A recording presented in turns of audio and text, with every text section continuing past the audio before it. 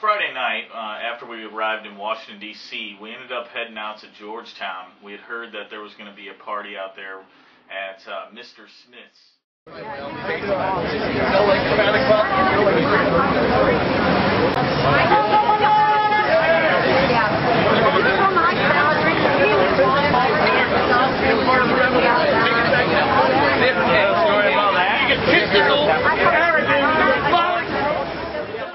Walking down the street, and here's a bunch of Ron Paul people. So, you know, obviously we found it, and we hang out there for a while.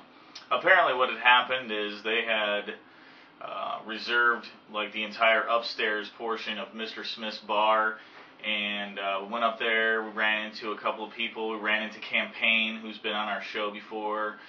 We ran into Adam Kokesh and met him for the first time, along with some of the other IVAW people. And some of the people from Phoenix. Yeah, there's just the Ron Paul meetup from Phoenix, which I think is the first meetup. Well, nonetheless, there was just tons and tons of Ron Paul fans and liberty-minded fellows that we ran into, and it was just hanging out. We had the bar taken care of, and you know, everybody was drinking and having a good time. We want Ron Paul! We want Ron Paul!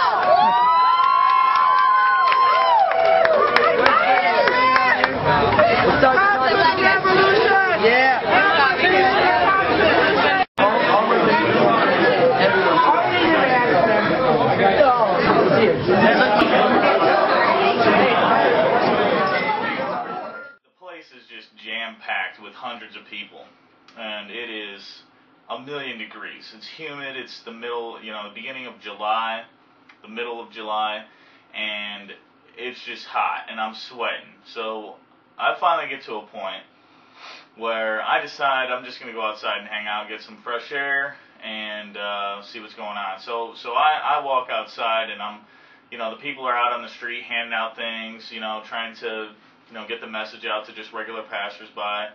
And so I'm just kind of talking with a couple of people from Minnesota, and I turn around, and Ron Paul is standing there. Don't have my shirt, give it away.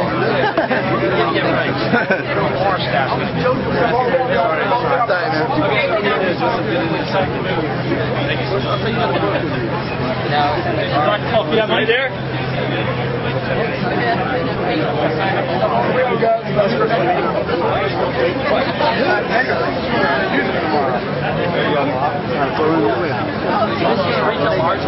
Yes, sir.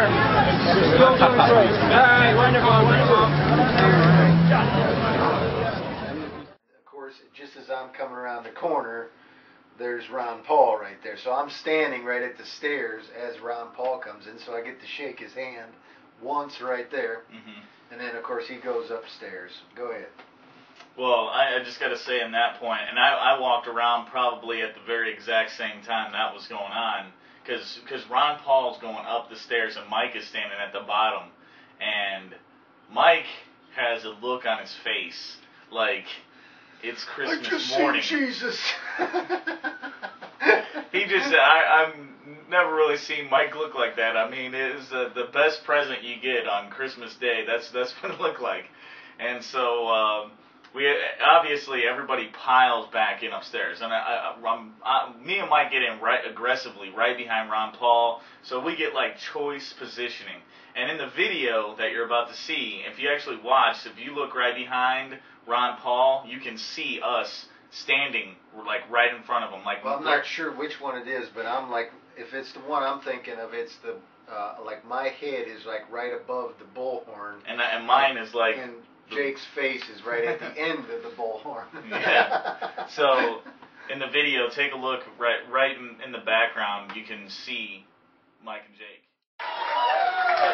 Good time tomorrow, right? Yay! How about on September 2nd also? And the campaign hasn't ended, it's just began. Yes, they're beginning to notice. They're beginning to notice. They're beginning to notice that there's more than a dozen of you spammers. We're rigging all the post-debate polling. Thank you very much, you spammers. made great inroads. This is the best thing ever. So very sincerely, I am much more optimistic now than I was 18 months ago when people were breaking my arm. You need to do it. I said, oh no, nobody cares. And nobody does that. And where will the people come from? There's no remnant left, and the young people don't care. But let me tell you, you proved me wrong.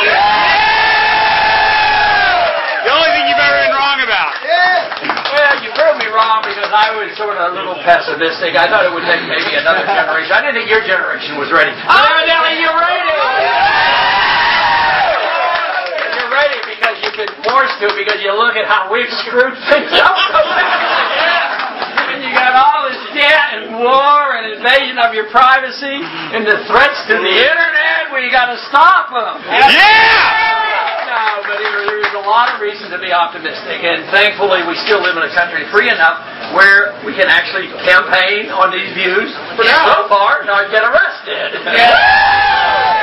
No, but there is. I mean, we have a great country. We've had great traditions. The tragedy is we have lost our way. We don't follow our traditions, and both parties have just really messed things up. I claim there are only two problems that we have in Washington: Republicans and Democrats.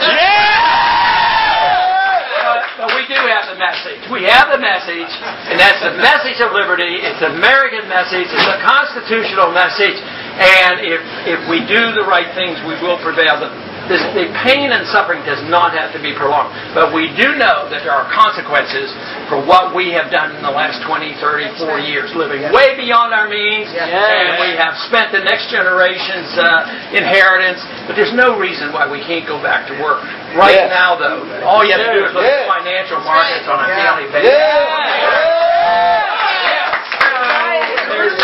It's in our own interest, and quite frankly, we have a lot of members of Congress, and we've gotten their attention. Yeah, we did today. The interesting thing is the members of Congress come out and say, why don't you teach me how to raise money on the internet? Be honest. So when they do it on the House floor, I point up to the board, I said, why don't you change your voting record?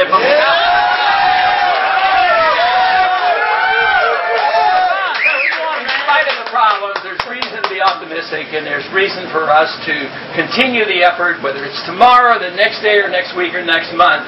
I mean, we still have enough freedom left to express ourselves. And thank goodness that we do have the internet. We don't have to depend on 3 or 4 major networks.